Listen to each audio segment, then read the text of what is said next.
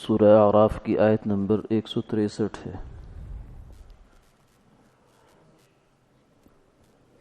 اعوذ باللہ من الشیطان الرجیم،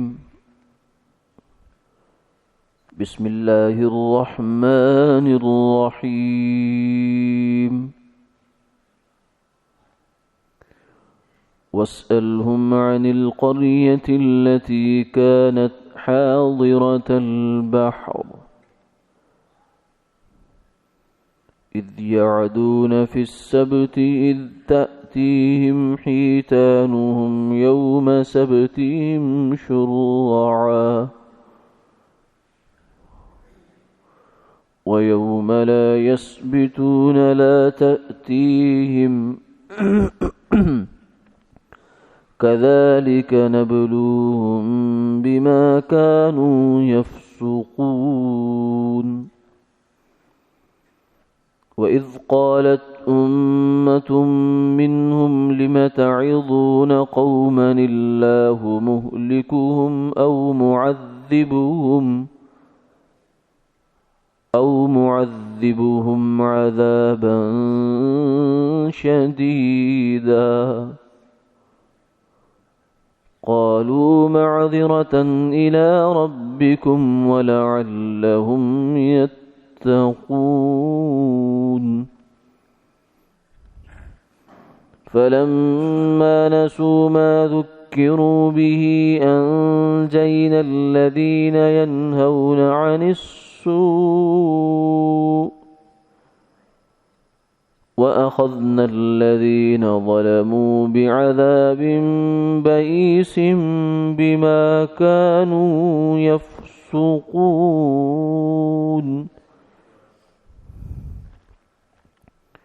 فلما عتوا عما نهوا عنه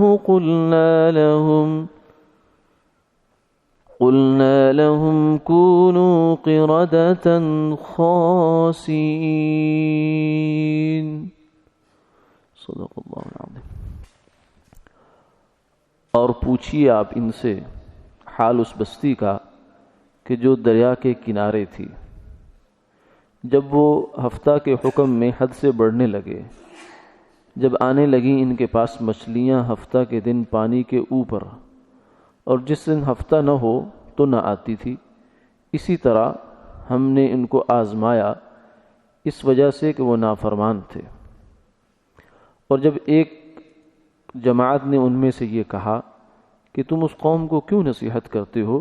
جن کو اللہ ہلاک کرنا چاہتا ہے یا ان کو سخت عذاب دینا چاہتا ہے، وہ کہنے لگے کہ ہم الزام اتارنے کی غرض سے تمہارے رب کے آگے، اور اس وجہ سے کہ شاید وہ ڈر جائیں۔ پھر جب وہ بھول گئے اس کو جو انہیں سمجھایا گیا تھا، تو ہم نے نجات دی ان لوگوں کو جو برے کام سے منع کرتے تھے، اور ہم نے پکڑ لیا ان لوگوں کو جو گناہگار تھے برے عذاب میں ان کی نافرمانی کی وجہ سے۔ پھر جب وہ بڑھنے لگے اس کام میں جس سے وہ روکے گئے تھے، تو ہم نے حکم کیا کہ تم بندر ذلیل بندر ہو جاؤ۔ اللہ۔ ان آیات مبارکہ میں یہودیوں کی ایک قوم کا تذکرہ ہے۔ یہ ایک بستی تھی جو دریائے شور کے کنارے پر تھی۔ چونکہ یہودی قوم کے اندر شرارت تو ان کی دامن چولی کا ساتھ تھا، لازم و ملزوم تھی آپس میں۔ تو جب آدمی کی طبیعت میں ایسا ہو تو پھر اس کے اوپر جو آزمائشیں یا امتحانات اور احکامات ہیں وہ بھی اسی طرح آتے ہیں۔ جیسے بنی اسرائیل کی گائے کا قصہ ہے کہ شروع میں اگر اللہ کا حکم مان لیتے، حکم آیا تھا کہ گائے ذبح کر دو، تو کوئی سی بھی گائے پکڑ کے ذبح کرتے تو حکم پورا ہو جاتا، لیکن انہوں نے اس کے اندر سے کیڑے نکالنے شروع کر دیے کہ گائے کا رنگ کیسا ہو، گائے کی عمر کیسی ہو، گائے کا ہمیں پتہ نہیں چل رہا۔ مقصد یہ تھا کہ اس حکم سے ہماری جان چھوٹ جائے، کیونکہ گائے کو پوجتے تھے، وہ پوج چکے تھے، تو اس لیے گائے کی عظمت ان کے دلوں میں بیٹھی ہوئی تھی، اس لیے انہوں نے حیل و حجت کرتے چلے گئے. نتیجہ کیا ہوا؟ ہر حیل و حجت کے بعد حکم سخت سے سخت ہوتا چلا گیا، حتیٰ کہ آخر میں ایسی گائے بچی کہ جس کی پوری بنی اسرائیل میں گویا کہ ایک ہی گائے تھی، اور اس نے ان سے منہ مانگی قیمت لی، کھال میں بھر کے سونا لیا ان سے، جب جا کے ان کو گائے دی. تو اللہ تعالیٰ کے احکامات کے سامنے انسان کو سر تسلیم خم کر دینا چاہیے، نہ یہ کہ آدمی اس کے اندر پھر کیڑے نکالتا رہے. تو ان کی چونکہ عادت تھی، اس لیے فرمایا کہ ان کا ہم نے امتحان بھی پھر ایسے ہی کرتے تھے. جیسا طالب علم، جیسی روح ویسے فرشتے، جیسا طالب علم ویسا امتحان. تو ان کا امتحان یہ ہوا کہ ہفتے کے دن، یہ یہودیوں کی تعظیم کا دن ہے. اللہ تعالیٰ نے 3 آسمانی مذاہب ہیں، 3 آسمانی ملتیں ہیں، یہودی ہیں، عیسائی ہیں اور مسلمان، جو آسمانی مذہب ہونے کے دعوے دار ہیں،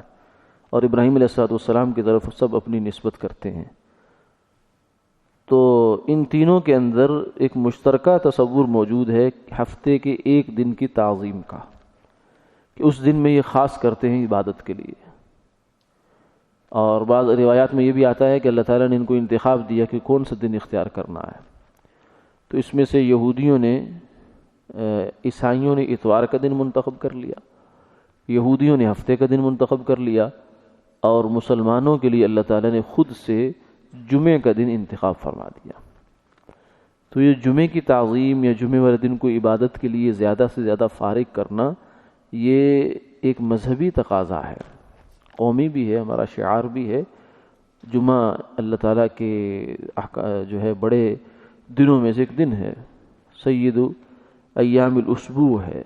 ہفتے کے دنوں میں سے ایک، ان کا سردار ہے سب کا، گویا کہ عید ہوتی ہے پورے ہفتے کی اس کے اندر. اس لیے کوشش کرنی چاہیے جہاں تک ہمارا بس چلتا ہو، ہمارے حکمرانوں کو بھی یہی چاہیے کہ وہ جمعے کے دن کو فارغ کریں، جیسے کسی زمانے میں ہوتا تھا عبادات کے لیے کہ مسلمان کی عبادت کا یہ دن ہے. لیکن اب اللہ معاف فرمائے ان کے ذہنوں میں دین کی اہمیت ہی نہیں ہے، تو جمعہ تو بہت بعد کی بات ہے. بہرحال ان کے لیے، یہودیوں کے لیے، ایک ہفتے کا دن اللہ نے مقرر کر رکھا تھا، یہ عبادت کا دن تھا. اور اس میں یہ تھا کہ تم نے شکار نہیں کرنا مچھلیوں کا، باقی 6 دن کرو، ایک دن نہیں کرنا بس. تو زیادہ دن تو ان کو دے دیے، لیکن ان کا مسئلہ اب یہ ہوا کہ چونکہ اڑیل قوم تھی، یہ حیل و حجت کرتی تھی، اس لیے اللہ تعالیٰ نے پھر آزمائش بھی سخت کی. کذالک نبلوہم بما کانوا یفسقون، کہ ہوتا یہ تھا کہ ہفتے والے دن وہ مچھلیاں ایسی تھی کہ وہ آ جاتی تھی بالکل پانی کے اوپر آ کے چھلانگیں لگا لی ہوتی تھی، اور جب باقی 6 دن ہوتے تھے تو دیکھنے کو نظر ہی نہیں آتی تھی، کہیں دور کہیں نکل جاتی تھی. تو یہ ایک آزمائش تھی ان کی. اگر اس آزمائش میں پورے اتر جاتے تو اللہ تعالیٰ کو ظاہر ہے کہ ان سے بھوکا مارنے سے کوئی دلچسپی تو نہیں ہے. امتحان تو جان نکالنے کے لیے نہیں ہوتا طالب علم کی، بلکہ اسی کے فائدے کی ایک چیز ہوتی ہے اس میں کہ امتحان دے کے وہ آگے اعلیٰ مراتب طے کرتا ہے، اسے ڈگری مل جاتی ہے، درجہ مل جاتا ہے، اس کو ایک امتیاز اور عزت ملتی ہے باقی لوگوں میں سے. تو اگر یہ قائم رہتے اس پر تو انہی کا فائدہ تھا، لیکن انہوں نے نہیں کیا ایسا، بلکہ انہوں نے حیلہ اختیار کیا. اللہ کے حکم کو توڑنے کے لیے حیلہ اختیار کیا. حیلہ یہ اختیار کیا کہ انہوں نے یوں کیا کہ وہ جو بڑی نہر یا دریا تھا جس سے مچھلیاں پکڑنا منع تھا، اس میں تو نہیں پکڑی، بلکہ کیا کیا، ایک اسی میں سے چھوٹی چھوٹی نالیاں نکالی، پھر آگے جا کے بڑے بڑے گڑھے اور تالاب بنا لیے اپنے. ہفتے والے دن پانی کو چھوڑ دیتے اس کی طرف، تو وہ ساری مچھلیاں پانی سمیت جو ہے وہ ان گڑھوں کے اندر آ جاتی، اور ادھر پھر جا کر اس کے اوپر بند لگا دیتے کہ واپس نہ جا سکے. پھر جب اگلا دن آتا، اتوار پیر کا دن آتا، تو ان چھوٹے گڑھوں میں سے چونکہ مچھلی پکڑنا آسان ہے اس لیے آرام سے پکڑ لیتے تھے. تو اللہ تعالیٰ کو یہ ان کا حیلہ پن یہ پسند نہیں آیا. تو ان میں سے کچھ لوگ ایسے بھی تھے کہ جو اچھی فطرت کے لوگ تھے، انہوں نے ان کو سمجھایا کہ یہ کام نہیں، یہ ساری قوم ایسا نہیں کر رہی تھی، 5 انگلیاں برابر نہیں ہوتی، ہر قوم میں اچھے برے لوگ سب طرح کے ہوتے ہیں، لیکن عمومی بعض قوموں کے جو فیصلے ہوتے ہیں اللہ کے ہاں سے وہ عمومی مجمع پر ہوتے ہیں کہ زیادہ مجمع کیسا ہے. اچھے برے انسان ہر زمانے میں رہتے ہیں، 5% بہت اچھے لوگ ہوتے ہیں، 5% بہت ہی برے ہوتے ہیں، باقی جو 90% لوگ ہوتے ہیں نا، یہ ان کا مسئلہ ہے کہ یہ کدھر جا رہے ہیں، اکثریت جسے کہا جاتا ہے. تو ان میں اکثریت جو تھی وہ اس قسم کی تھی، باقی اچھے لوگ تھے بہرحال. تو ان میں سے اچھے لوگ ان کو منع کرتے تھے کہ یہ کام نہ کرو، یہ اللہ کے حکم ہے، اس کی نافرمانی نہ کرو، اللہ کی پکڑ آ جائے گی، عذاب آ جائے گا تمہارے اوپر۔ ان میں سے پھر دو جماعتیں ہوں گی۔ کچھ لوگ ایسے تھے کہ کچھ عرصہ انہوں نے نصیحت کی، اس کے بعد وہ مایوس ہو گئے، انہوں نے کہا کہ اب اس قوم کو کچھ سمجھانے بجھانے کا فائدہ نہیں ہے، اس لیے چھوڑ دو اس بات کو۔ بلکہ وہ انہوں نے باقی جو آدھے جو اچھے لوگ تھے، آدھے طبقہ ان کا، وہ ابھی بھی نصیحت میں لگے ہوئے تھے کہ باز آ جاؤ، چھوڑ دو، کیوں کیسے کرتے ہو، اللہ کی نافرمانی نہ کرو، اس کا انجام اچھا نہیں ہوگا۔ تو یہ ان کو کہتے تھے کہ کیوں تم ان کو سمجھاتے ہو، یہ تو قوم تو بس اب تباہی کے کنارے پہ آئی ہوئی، اس کو چھوڑ دو، اب اس کا کوئی سمجھانے کا فائدہ نہیں ہے۔ لیکن انہوں نے آگے سے کہا معذرتاً الی ربکم، ایک تو ہم اپنے اللہ کے ہاں اپنے سر سے الزام اتار رہے ہیں کہ اللہ تعالیٰ ہم سے یہ نہ پوچھ لیں کہ تمہارے سامنے برائی ہوتی رہی، میرا حکم ٹوٹتا رہا، میری نافرمانی ہوتی رہی، مگر تم ٹس سے مس نہ ہوئے، تم نے روکا تک نہیں ہے ان کو، تمہیں روکنا تو چاہیے تھا۔ ایک تو ہم اپنے سر سے یہ الزام اتارنا چاہتے ہیں، دوسرا یہ ہے کہ شاید لعلہم یتقون، ہو سکتا ہے کہ یہ باز آ جائیں اور ان کو بات میں سمجھ میں آ جائے اور اللہ کی نافرمانی چھوڑ دے۔ لیکن بہرحال انہوں نے ایسا نہیں کیا، تو نتیجہ یہ نکلا کہ اللہ تعالیٰ نے جو نہیں عن المنکر کرنے والے لوگ تھے ان کو بچا لیا، ان کو الگ کر دیا، اور اس کے بعد وَأَخَذَنَا الَّذِينَ ظَلَمُوا، اور جو یہ ظالم لوگ تھے جنہوں نے یہ اللہ کا حکم توڑا تھا ہیلہ حوالہ کر کے، ان کو ہم نے پھر پکڑ لیا بِعَذَابٍ بَئِيسٍ بِمَا كَانُوا يَفْسُقُونَ، برا عذاب، یعنی ایسا عبرت ناک عذاب ہے کہ جو آنے والی نسلوں کے لیے عبرت بن گیا۔ وہ کیا تھا؟ فَجَعَلْنَاهُمْ قُلْنَا لَهُمْ كُونُوا قِرَدَةً خَاسِئِينَ، کہ باقی قوموں پر عذاب مختلف طریقوں سے آئے ہیں، کسی پر پانی کا عذاب آیا، ڈوب کے مر گیا، تو انسان ڈوبتا بھی رہتا ہے، مرتا بھی رہتا ہے، تو یہ ایک نارمل، ایک حد تک نارمل بات ہے۔ عذاب تو خیر عذاب ہے، لیکن اس کے عذاب کا جو طریقہ اختیار کیا گیا وہ ایسا ہے کہ جو انسان کے لیے ایک انہونی نہیں ہے زیادہ بڑی، یا پھر ہوا ہے، ہوا سے بھی، طوفان سے بھی انسان جاتا ہے، یہ کہیں چیخ چنگھاڑ ہے، اس سے ہوا، مختلف طریقوں سے قوموں پر عذاب آئے ہیں۔ تو ان کو جو اللہ نے عذاب دیا وہ سب سے انوکھا عذاب تھا کہ ان کو انسانیت ہی سے نکال دیا۔ قُلْنَا لَهُمْ كُونُوا قِرَدَةً خَاسِئِينَ، ہم نے ان کو کہا کہ بندر بن جاؤ، ذلیل۔